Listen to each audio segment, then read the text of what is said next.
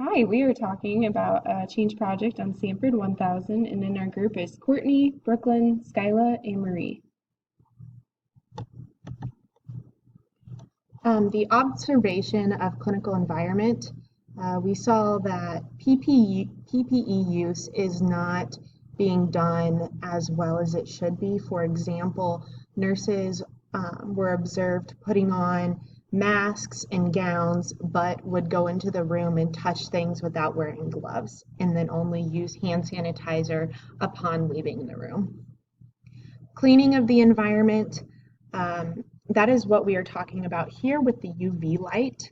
And the UV light, as you can see in these petri dishes over on the right, it gets rid of a lot of bacteria that are left on surfaces. Isolation precautions, we noticed that some posters were not posted outside the room indicating what precautions the patient was on. For infection control policies, obviously all of the ones I previously talked about are policies by Sanford, and they just need to be followed better. The hospital-acquired infections, the UV light could decrease the amount of hospital-acquired infections by getting rid of the bacterias and viruses that were left in the room from the previous patients to a 100%. We picked the UV light because it is known that they are using this for COVID-19 in emergency departments. But we also think that this should be used for other communicable diseases as well, because those could be just as dangerous, such as the flu or C. diff. So the UVC light is important in helping disinfect high-touch surfaces in the hospital critical areas. So for instance, it'll be left in a room by itself, and then we'll clean the room just by emitting the light, and then it does create some ozone, which it gets rid of on its own. This is important though because even though 99% of nurses, according to one of our studies, agree that things should be disinfected after leaving a room and that proper hand hygiene should be done, there's about 54% of those same nurses that said their biggest obstacle was lack of time, which caused them to not actually follow through on it. Lewin's change theory. Step 1 is to unfreeze. This is determined a need for change in the clinical environment, allowing new behaviors to be introduced by overcoming resistance to change. As you know, some people can be resistant to changing their ways because they're used to doing things one way that they've been doing forever. And that's the barrier that we're going to have to overcome here in step 1. Step 2 is change or movement. This is actively altering thoughts, feelings, and behaviors to create a more productive or satisfying result. We would want to practice good communication and provide support to interprofessional staff. Step 3, refreezing. This is to sustain the change by anchoring it into the healthcare system. We want to establish the changed behavior as routine. So we want to make sure that the old habits are not going to come back, and we want to create our change to be the habit for the future. So in the first phase of the plan, it's unfreeze, and this is at a time where it's important to communicate with staff to evaluate their assessment of the need for a UVC light emitting device, because it can be detrimental to the change if it were to be brought in without talking to staff first and consulting them on it. And then it's also important to educate nurses and other interprofessional members on the benefits of implementing this change, such as it was implemented within an OR and it was found to have decreased the pathogen rate by over 13% in some areas, and that was without the use of the typical cleaning products.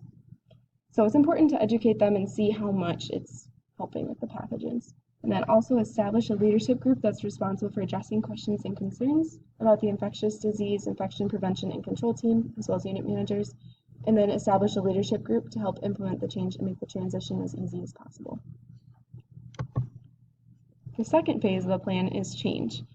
So once the unit incorporates a single UVC light emitting device, they're going to put it in the pulmonary acute wing, which is one of the 4 wings on pulmonary, to trial the device and allow for hands-on education as well as demonstrations with interprofessional staff. And this allows it to be seen as well as trial its use. It's important to make sure staff understands why this is important and how they can use it to their benefit. Again, it's to help support the environmentalist staff as they clean rooms in order to help maybe eradicate disease or pathogens from an area that got forgotten, and this helps prevent hospital-acquired infections later on. It's important to provide information to staff about who uses the device, so there will be a few staff members who are nominated that people can come and ask them questions on use or the importance of it or any concerns they may have. And then encourage staff attendance at meetings and discussions about the UVC light emitting device. The next step would be to refreeze. We want to offer and receive feedback on how implementation of the UVC light emitting device is going on the unit. We want to incorporate mandatory Sanford Learns and the availability of evidence-based articles within emails for staff to learn more about the device and benefits of its use. Implement tools and resources that are available to sustain the change, such as the development of new policy and procedure, as well as continued monitoring and evaluation. We would want to send out surveys to the staff on the unit and ask questions about overall usefulness, understanding, and any other feedback that they would like to give for continued support. We understand that the UVC light has many benefits, but it also can take longer to use than just wiping something down. But we feel that with the UVC light, we can prevent many hospital-acquired infections. As far as materials needed for this plan to be implemented, there will need to be money for the change project for the UVC light emitting device. And then there will actually need to be purchasing of the UV light emitting device. I looked at some costs, and it can cost anywhere for like $23,000 to $25,000 for a single light, according to some of the sources I looked at. And then with this, there needs to be a team trained in working the device who can perform maintenance, as well as train staff on how to use it locally on the unit so that it can be used effectively after patient discharge and in between patients. There needs to be education materials on the function and proper use of the device, and that can be incorporated into Sanford Learns, emails sent to staff, or any other handout. And then trained individuals who are certified to run the UV light emitting device are important in making sure that this runs well, as well as the interprofessional teams involved. A timeline for getting the UVC light in on pulmonary acute would be the proposal for the device should be brought to the budget staff and the hospital board. Within 2 weeks of the unit gaining the necessary approvals for the project, a supplier would be agreed upon. At this time, a survey would be sent out to assess staff reception of the UVC light emitting device. Within a month, the devices should be shipped to the unit. Managers and directors for the unit should familiarize themselves with the device and be informed about how to use it. Within a week of receiving the new device, it should be introduced on the unit. Over the next month, all unit personnel should be informed about and familiarized with the device as it is used on the unit. After the device has been in use for 3 months, the survey will once more be sent out to the staff to assess reception and understanding once again. We find it very important that the staff is receptive to learning how to use this UVC light because we are trying to make a change in preventing infection spread. And we want to make sure that this device, as it is very expensive, will be used frequently on the floor.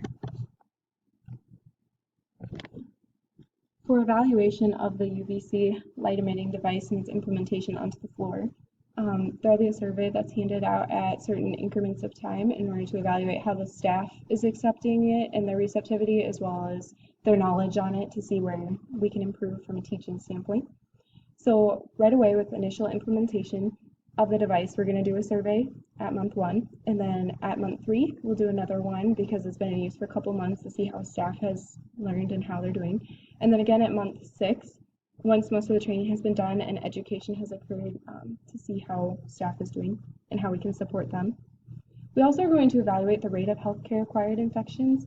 If patient rate for this decreases as far as getting more of these infections, then we know it's being successful.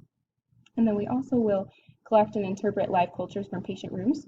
So before integration of the UVC light emitting device, we'll take a culture of a room and test it, and then we'll bring in the UVC light and take another culture after this has been done. And we will do this initially and then again 6 months after using the device, just to compare the data from the two. And then once more we'll assess staff integration of the device on the unit, see if they're actually using it or if it's sitting in a corner. We also find that this light could possibly decrease the cost that the hospital is having to acquire, due to the fact that hospital-acquired infections are very expensive to the hospital because insurances don't like to pay for those. So our hopes is that yet this light is very expensive, it could actually decrease cost in the future. So this is our statement of authorship.